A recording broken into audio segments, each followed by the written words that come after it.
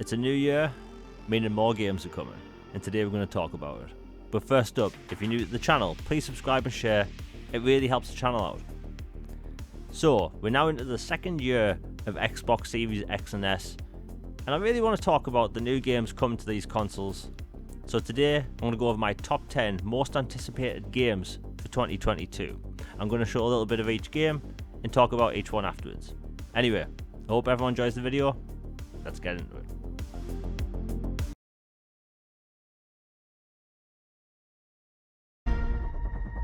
Luis Torres, I've seen your future.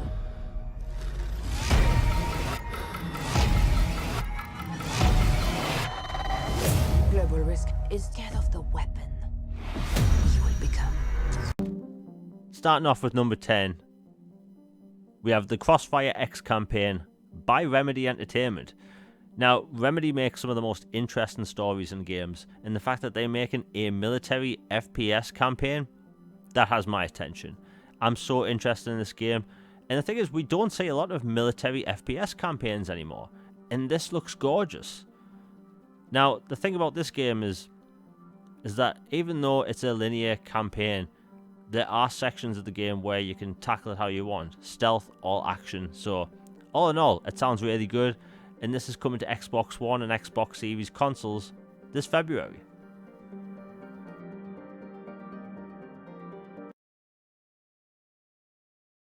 This be the verse you crave for me. Come on, you've seen worse than this. Here he lies, where he longed to be. Home is the sailor, home from sea, and the hunter, home from the hill.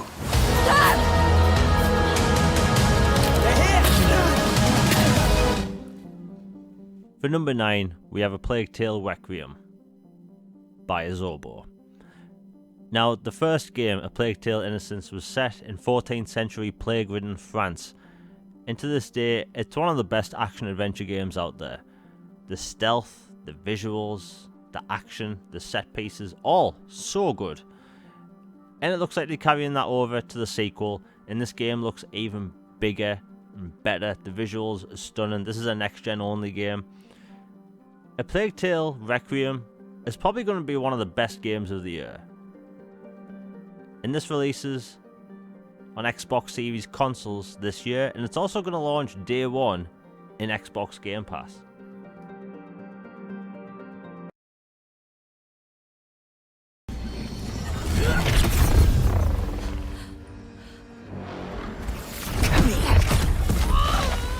You better have a plan, Jacob! Yep. Don't miss. Don't touch me! Look! A new one! Arriba, Fernande, go, go!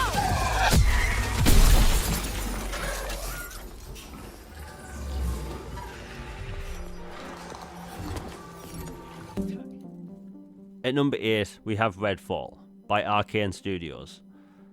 Now, this is meant to be an open world vampire hunting game, and given the fact it's Arcane, who makes super interesting games, I'm excited for it. It should be different. Now, apparently it does have some elements like Borderlands, so that should be pretty cool. And this game is meant to be releasing this summer on Xbox Series X, Xbox Series S, and PC. So we should be hearing more about this title really soon.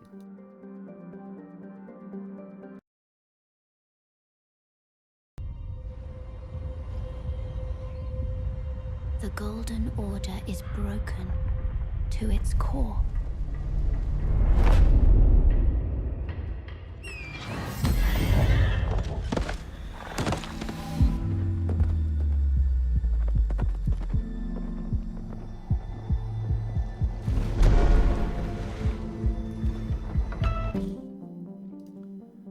For number 7, we have Elden Ring by From Software. Now, as someone that's played over 10 hours of Elden Ring, I can say this. I loved it. This is such a good game. And I can also say this. After playing it, I can say that this is going to be the most mainstream From Software game to date, just because of how the open world is. Now, throughout the open world environment in this game, there's these outposts or camps, and when you clear out a camp or an outpost, you actually refill your health and your flasks. So even though I wouldn't say it's easier than previous From Software games, I'd say that it's just more accessible from an open world standpoint. And as a fan of open world games, this definitely delivered on that, especially in the huge boss battles in the environment. And this releases in February on Xbox Series XS and Xbox One console.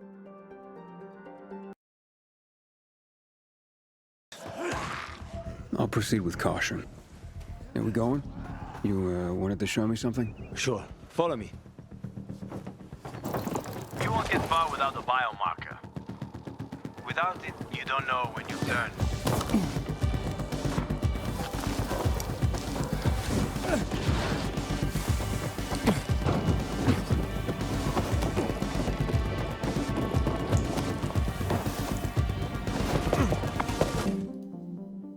At number 6, we have Dying Light 2 by Techland. Now, that first game really surprised me because not many people actually expected that an open world zombie survival action game where parkour was the main focus would actually work. Yet here we are years later, and I can't wait for the sequel. This has been a long time coming.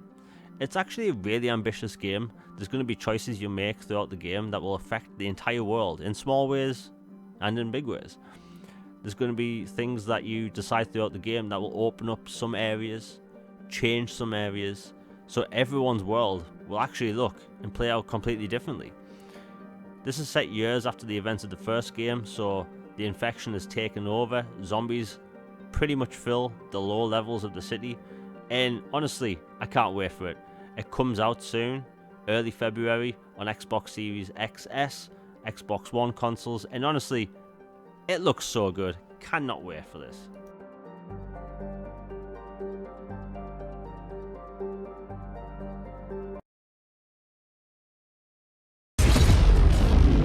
Flash is alive, and he's playing for Team Brainiac. I gave you orders. Kill the Flash, or I'll kill you myself. Cool, cool.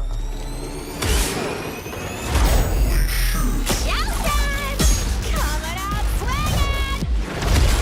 Nothing can stop me!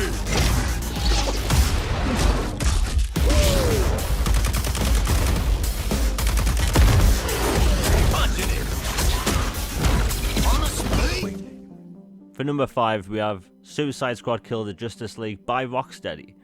This is a full-on next-gen superhero game. And the cool thing about this is that this is a continuation of the Arkhamverse. So this takes place after Batman Arkham Knight. We finally get to see what the other superheroes look like in that universe, and we get to play around in an open-world metropolis. So, either in solo or up to 4-player co-op, you have to take down the Justice League and Brainiac. So already the game's sounding good. The visuals in this game, stunning. Really, like, this game screams next gen. And that comes out later this year on Xbox Series consoles. Frankly, it's already looking like a must-buy game. You know, Rocksteady do in-game cinematics, and these are just stunning to look at. And the gameplay looks absolutely nuts.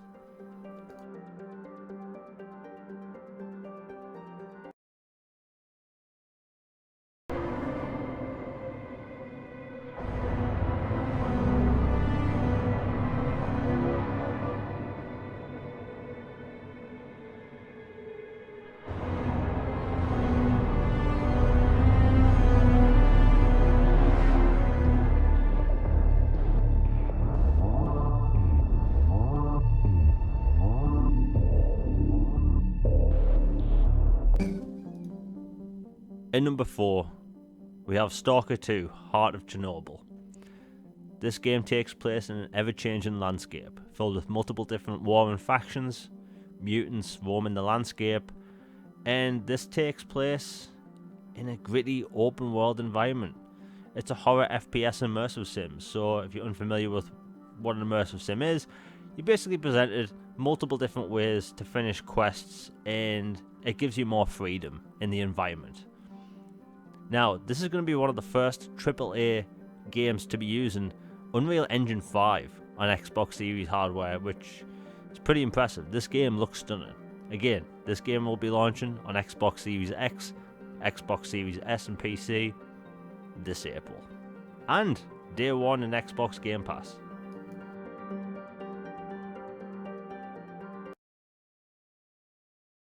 That strange and mysterious talent you possess may be the key to unlocking this dormant power.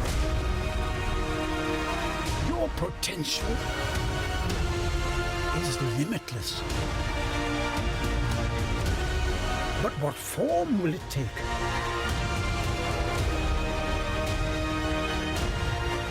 The journey ahead will reveal what you stand for. At number 3, we have Hogwarts Legacy by Avalanche. This is going to be their biggest game to date, and as someone that's seen a decent amount of this, I can say that people are going to be very satisfied with how this game plays. And the thing is, the combat in this game looks extremely visceral. The way you can use spells and the way spells interact with the environment. There's a character creator.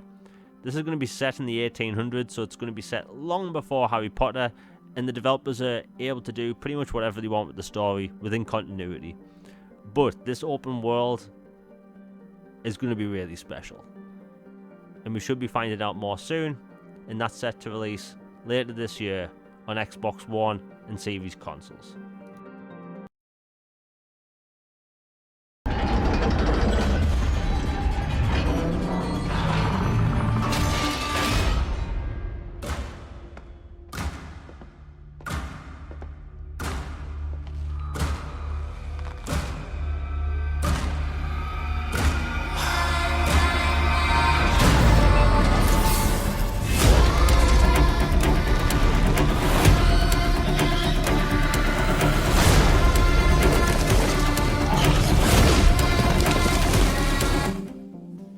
At number 2, we have Gotham Knights by WB Montreal.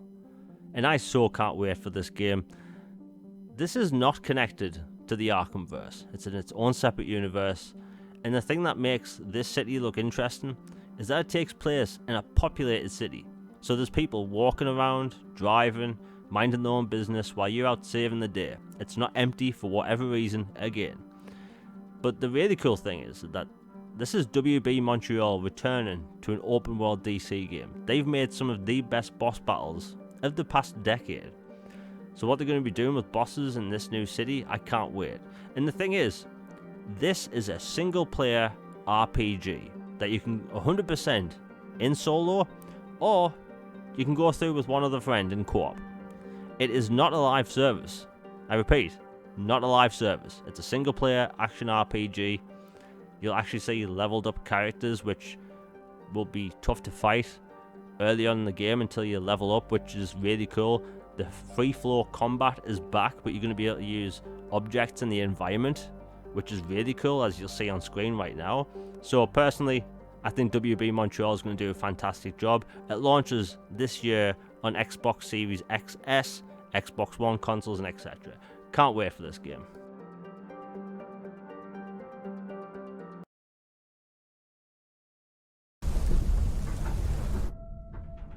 They say, the wonder is, not that the field of stars is so vast, but that we have measured it.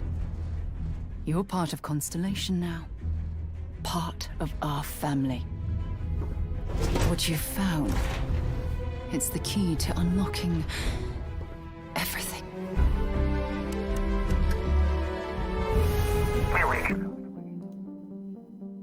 At number 1, we have Starfield by Xbox Game Studios Bethesda.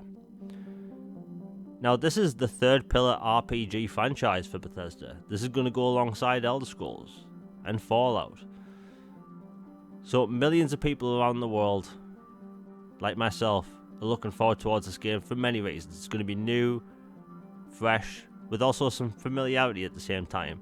This is going to be the first space-faring RPG of its kind since the Mass Effect trilogy. And the scope of this game is meant to be pretty big.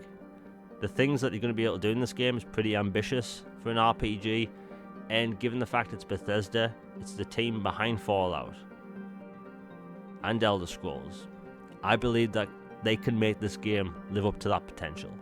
And the game launches later this year on Xbox Series X, Xbox Series S, PC, and presumably xCloud devices. So that's a lot of different ways to play the game.